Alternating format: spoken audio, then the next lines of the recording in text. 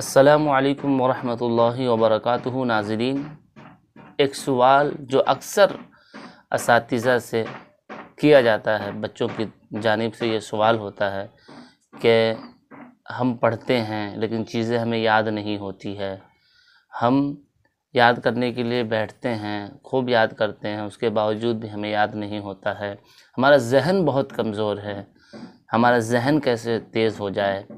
ذہن تیز کرنے کی کوئی دعا بتا دیجئے، کوئی طریقہ بتا دیجئے کہ ہمیں چیزیں جلدی بھی یاد ہو جائیں اور دیر تک یاد رہیں، ہمارا حافظہ مضبوط ہو جائے۔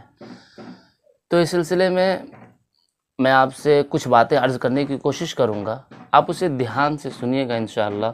اگر آپ بتائی ہوئی باتوں پر غور سے عمل کریں گے اور پابندی کے ساتھ کریں گے تو اللہ تعالیٰ کی ذات سے قوی امید ہے کہ اللہ تعالیٰ آپ کی پریشانیوں کو دور کر دیں گے اور آپ کی یہ شکایت انشاءاللہ ختم ہو جائے گی اور آپ کا حافظہ تیز ہو جائے گا۔ وہ دعا میں آپ کو بتاؤں گا، لیکن اس دعا سے پہلے آپ کو کچھ باتیں اور بتانی ہیں جس پر آپ کو عمل کرنا ہے۔ پہلی بات تو آپ کو یہ کرنی ہوگی کہ آپ اپنے پڑھنے کا وقت متعین کریں۔ دن بھر میں آپ کو جس وقت پڑھنا ہے وہ ایک وقت متعین کر لیں اور اس وقت میں صرف پڑھنے کا ہی کام کریں۔ ایسا نہیں ہے کہ آپ 5 منٹ پڑھ رہے ہیں پھر موبائل لے کر بیٹھ گئے، نہیں، ایک سوئی کے ساتھ آپ کو پڑھنا ہے۔ آدھا گھنٹہ اگر آپ نے طے کیا ہے تو وہ مکمل آدھا گھنٹہ آپ کو پڑھنے میں ہی دینا ہے۔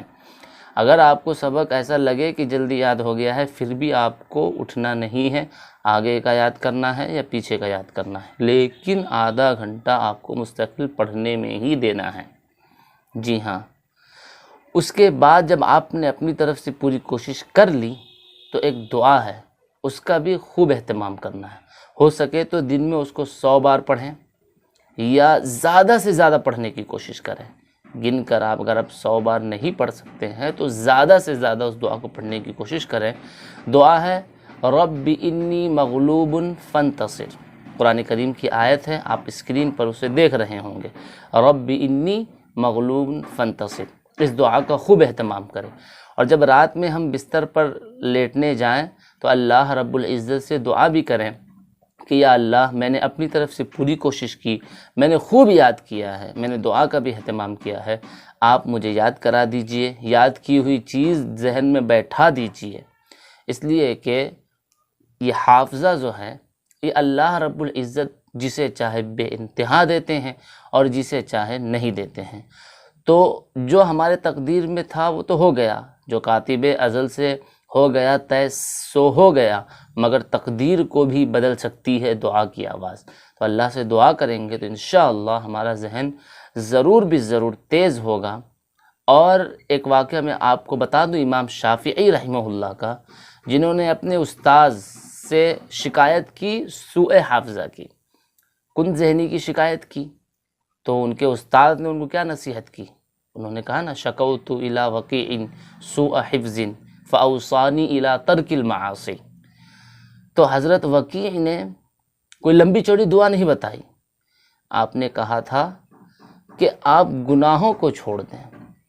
گناہ یہ نحوست ہے جو انسان کے دماغ کو جام کر دیتی ہے، غبی کر دیتی ہے، ذہن کند کر دیتی ہے اور حافظہ کمزور ہو جاتا ہے۔ تو ان چیزوں سے بھی ہمیں پرہیز کرنا ہے جس سے ہمارا حافظہ کمزور ہو جاتا ہے۔ مشت زنی ہے، اس سے حافظہ کمزور ہو جاتا ہے۔ ایک طرف ہم ان گناہوں میں ہیں اور دوسری طرف دعاؤں کا اہتمام کر رہے ہیں تو پھر یہ دعا کام نہیں کرے گی۔ آپ کو پہلے ان چیزوں کو بھی چھوڑنا ہے جو آپ کے حافظے کے تیز ہونے میں رکاوٹ بن رہی ہے، بلکہ وہ آپ کے حافظے کو اور کمزور کر رہی ہے۔ تو ان چیزوں سے پہلے آپ بچیں جن سے آپ کا حافظہ کمزور ہوتا ہے، اور پھر آپ ان دعاؤں کا اہتمام کریں، اللہ سے مانگیں تو انشاءاللہ آپ کا حافظہ ضرور مضبوط ہوگا اور اللہ تعالیٰ آپ کے حافظے میں ترقی دیں گے۔ پھر آپ چیزیں یاد کر لیں، بھولنا بھی چاہے تو نہیں بھولیں گے۔ اللہ تعالیٰ ہم سب کے حافظے کو تیز فرمائے اور ہمیں گناہوں کو چھوڑنے کی توفیق عطا فرمائے۔ السلام علیکم ورحمۃ اللہ وبرکاتہ۔ ملتے ہیں ایک اگلے ویڈیو میں ایک نئے پیغام کے ساتھ۔